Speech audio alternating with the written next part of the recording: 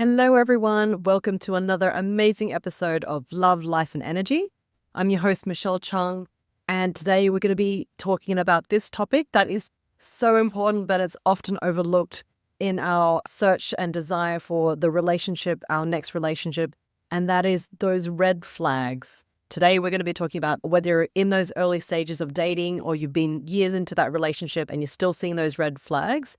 Knowing how to spot those toxic behaviors and addressing them is going to be essential for you to protect your emotional well-being. So relationships are meant to uplift and nourish us and be effortless and not drain or diminish us. So today's episode, you're going to love it. We're going to dive into what those red flags look like, how to identify them, and what you can do to notice them in your own relationships or your potential relationships. This is all about empowering you, creating healthy connections, and it's going to be relationships based on respect and love. You're going to love this. Stick around. Welcome to Love, Life, and Energy. I'm Michelle Chung, and I'm passionate about all things love, manifesting, relationships, woo-woo stuff, health, and wellness. This podcast is your go-to sanctuary for personal growth, designed for busy, career-driven women who are ready to embrace their highest potential and not settle for an average, ordinary life. Let's grow and manifest your dream life together. So let's start with the basics now. What exactly are red flags? So red flags, we've all heard about them. You may hear your girlfriends talking about them. I saw the flags, I saw the signs, I saw all that, but I didn't heed those signs, those warning signs. So they're basically warning signs, behaviors or patterns that signal that something might be off in a relationship. That could come from your intuition. It could be something that's very subtle or something that's super obvious. Maybe it's not obvious to you, but it's obvious to your friends and family around you, and everyone's telling you, don't go there. That may not be obvious to you. But basically, it's all the same. Something that's suggesting that that relationship, your current relationship or whatever you're going through, might not be safe for you, psychologically, emotionally, physically even, and that it's not healthy and it's, most of all, not sustainable. It's not something that you should be continuing in if you want to have a healthy, amazing life and reach your potential. Okay, some really common red flags could include controlling behavior. So women who are in narcissistic relationships might be controlled by their partner. It's when someone tries to tell you what to do, dictate your actions, tell you who you can and can't see, control your choices, limit the kind of things that you can and can't do. That's the biggest, obvious, most red flag. Basically, it's the other person trying to make you into what they want you to be and not allowing you to be who you truly are supposed to be. Okay, another one, a big one that I spoke of in a past episode with my bestie, Katrina Reyes, gaslighting. This is something that I've been exposed to a lot and I've been doing it myself, but I didn't even realize what it was. It's basically a very subtle way of when someone makes you question your reality and they dismiss your feelings, they twist the truth. It happens a lot. It's very strong cultural traditions that are passed down that it should be this way. And even using the word should is a very strong way of it needs to be this way. The way you're feeling and thinking right now is not okay and it's not right. And it makes you brainwashed to thinking that it only has to be this way. And the way you're feeling and the way you are right now is not valid. So that's what gaslighting is. It's a huge red flag. Another one is lack of communication. This happens a lot with dating. My partner's always talking about, communication is the key for relationships to thrive, not just survive, but to thrive. So basically when a guy is not communicating well to you, that he wants to see you or is texting you in the last minute to say, hey, let's do this or let's hook up, or not really giving you much time or not replying back to your messages, not communicating back or coming up at least 50% of the conversation. It seems like you're instigating a lot more than he is, that he's not inviting you to do things and basically not letting you feel loved or safe or wanted by the way he's not communicating, by his lack of communication, by his inability to have difficult conversations or shutting down emotionally. That's a huge one. I think a lot of women complain about this in dating these days, where a lot of men are emotionally unavailable, that they're not able to talk about their feelings and not able to talk about how to continue a relationship, even go on a couple of dates and then not being able to continue further, not being able to tell you that they don't want to continue further and leave you hanging and ghosting you. It's terrible. It's super disrespectful. And that next red flag is disrespect, where they're belittling, name calling, they're crossing your boundaries, they're basically not allowing you to be who you are, and they're cutting you down, they're putting you down, they're doing it in front of other people, which is even worse, but doing it when you're alone together. And also that kind of leads to the gaslighting, making you think that you're unworthy, less than who you really truly are, and not able to grow in the relationship. So if these behaviors, if they're left unaddressed, they can escalate really quickly and seriously affect your mental health and self-esteem. So what's a really good example of, these red flags? I've had lots of women who come to my webinars and they ask lots of questions and they say, I saw the signs and, my friends were telling me not to go there. And consciously they knew that this was not the right kind of man for them. But there was that feeling, I guess, why do we do that? I guess is that feeling. And I often say that women, we see men for their potential. We see how they can grow, how they can be the greatest expression of themselves. And we as women, we want to support our relationship. We want to support our friends and family to be the greatest expression of themselves, sometimes to our own detriment. So we ignore our own safety. We ignore our own needs and our own intuition and just want to help that person so badly to the point that we've damaged our self-esteem and our relationship with ourselves in order to help that person. But the problem is that person doesn't want to be helped, especially by you. They're in it for their own ego. They're in it for their own ability to play out this kind of bad behavior because it makes them feel better. It makes them feel strong. It makes them feel many different things. So it's kind of like a two-player game that you've been sucked into where you can choose to play the game or not. And saying no and just heeding your own boundaries is the best thing you can do. Okay. And, one of those major reasons that we do go into those relationships is because we're desperate for the love from that person. And this kind of dependent kind of relationship, a lot of people get trapped in them because you're needing that person to make you feel loved, to make you feel emotionally fulfilled. And so by ignoring those red flags, you're coming into that relationship thinking that you can change the other person, that you want to help them.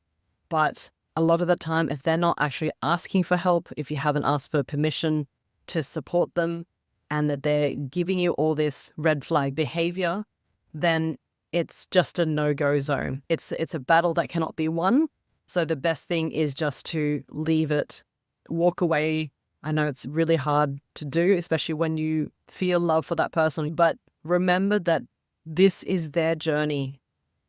This is the journey that they're meant to be on of growth, whether they choose to grow at that point, whether they choose to be with you or not, that's their choice. We cannot force them to. So sometimes the best thing to do, as they say in a real estate and property kind of sense, if a rough neighborhood doesn't gentrify on its own, you going in there and trying to save everyone in that neighborhood is not going to make the neighborhood better, but it's actually going to make you worse and go down to that level. The gentrifying of that neighborhood has to happen within itself, that the community wants to do that for himself, and then it slowly grows and then starts to attract people who want to be part of that growth journey. So hopefully that analogy makes sense. It's something that women are so drawn to, trying to fix and save and rescue and trying to be not just the martyr. Maybe that's quite a very strong word, and maybe there is an element of martyrdom in that women feel like we need to put ourselves under fire in order to help someone and be with someone. But the greatest gift you can give someone is to actually let them grow on their own. Let them make their own choice about whether they want to grow or not, whether they choose to be with you to grow with or not. When we're ignoring these red flags, it's also a massive signal to the universe saying that you're not ready for the nourishing, effortless, committed kind of relationship that you actually really deserve. It's saying you want to attract more of the same red flags because you keep going towards it. So universe is going to keep giving you more of the same. And that's the cycle that keeps repeating, changing our own internal belief systems where, perhaps in our past, our programming was that you were the fixer and the rescuer, that you had to save everyone in your life. So you need to change that programming to say that you want to attract a balanced, interdependent, harmonious relationship instead of one that you're always having to be the one to help the other person. Look, it's not uncommon to ignore the red flags, especially in the early stages of a new relationship or someone that you want to date. You're very attracted to them, and the physical attraction often overtakes the common sense of the relationship. It feels super intense. It feels like a karmic relationship that you're meant to be with, or you're really holding on to that potential, like I said, that you see in the other person, that you want to stay and stick around for the journey for that person to blossom. Sometimes we're just afraid of being alone. You think, okay, well, this is the best option I've got right now, so I'm going to kind of move forward with it and see where it goes. Okay, so we convince ourselves that things are going to get better with time. Oh, he's going to grow out of it. Oh, it's going to get better. It's going to change. But in the meanwhile, you're the one suffering. So here's the thing. Ignoring those red flags, it's not going to make them disappear. That person has to want to grow and has to want to change. So by you actually sticking around, it actually allows toxic patterns to keep perpetuating. You're enabling that toxic pattern to continue, because by you staying, it says to the other person, it's working. This kind of relationship works because she's still there. She's still around. You're feeding off each other's emotional deficits by being in that relationship together and continuing it. Okay, so recognizing these red flags earlier on in the relationships, being brave and having the courage to own them and take responsibility for them can save you a ton of heartache. And it's also going to help you build healthier connections moving forward. Okay, so here's a really interesting statistic to consider. So in 2019, this is a survey by YouGov. Nearly 60% of people actually admitted to staying in relationships even after recognizing those toxic behaviors, mostly out of a fear of being single. So it's like, this toxic relationship is better off than being single, so I'm just going to stay there. And the other one is that belief that they could fix their partner. A really cool quote by Dr. Maya Angelou. She said, when someone shows you who they are, believe them the first time. That first impression, it's the truth. A lot of the time, people are not able to hide those beliefs, that behavior, that way of being on that first date. So take that into account. Yes, sometimes a first date can be sucky and it ends up actually being amazing. A lot of my ex-boyfriends and my ex-husband, we weren't romantically involved at the first time. It was through friendship that grew. But it's all about the values again, having similar values, knowing your values so that you can stick to them. And then you know where are your boundaries and where you will stay focused on and where you will move away from. So the thing is, it doesn't mean that people can't grow. It's just that the other person has to want to grow. But it does mean you have to prioritize your own well-being and never settle for this relationship to avoid being alone, to try and save and fix the other person. And just this awareness can help you make the right decisions. So what do you do then if you notice red flags in your relationship? or a new potential relationship. So the first thing is trust your instincts. If something feels off, it probably is. Don't dismiss your gut feelings. Don't gaslight yourself, ignoring what you're feeling inside, because that's how universe is actually showing us the pathway. It's giving us clues. It's giving us feelings inside our body. It's giving us signals. So learn to focus on them. Learn to listen to them, hear for them. Meditating helps a lot. It helps clear out the mental noise and helps us connect with our bodies and get in touch with those signals and those clues that universe is giving us. Then talk about it. Address the behavior with your partner, the potential guy. See how they respond. Are they willing to listen and change? Are they closed off to it? Are they telling you that you're crazy, dismissing your concerns? Are they actually open to having a conversation about it? So if you see that this behavior keeps going or gets worse, it might be time to seek support and an intervention of some sort, whether it be from a trusted friend, a therapist, if you see a professional. Remember that walking away doesn't mean it's failing. It doesn't mean that you've done anything wrong. It's actually an act of self-love. It's actually your self-preservation, your self-esteem, your boundaries, your ability to say no to the situation and saying yes to yourself.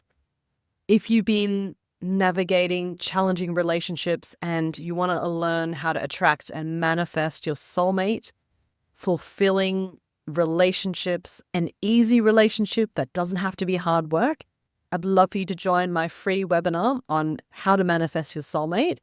We're going to explore how to recognize that resistance. Sometimes if you keep falling into toxic relationships over and over, that's actually a form of resistance. That's having you step back, self-sabotaging and moving away from your soulmate and moving towards relationships that keep perpetuating that pattern.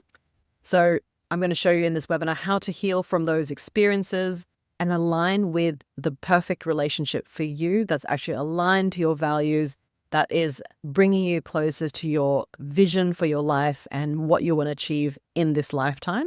So you can sign up for free. It's in the show notes below. It's going to be amazing. Make sure you check it out. It's going to completely transform the way you think, the way you view relationships, and the way you can actually attract and have it actually happen for you quite quickly. Thank you so much for joining me on this episode of Love, Life, and Energy. Remember that you are worthy of love that feels safe, that's kind, and it's consistent. That you don't have to work hard for it. You don't have to fix or save or rescue anyone. Make sure you trust yourself on your boundaries. Know that letting go of the wrong relationships actually creates space for the right ones. Now, if you've loved this, make sure you like and subscribe to this channel. Make sure you tag someone or forward this episode to somebody who really needs to hear this today. Please leave a review. I'd love to hear from you, have your feedback. And if you have any other questions about any other topics you'd like me to speak about, please contact me on my Instagram at Michelle Chung Coach. And I'd love to hear from you. So until next time, take care of yourself, your beautiful energy. Know that love is there for you. It's available for you right now for you to receive it. And I'll see you next time.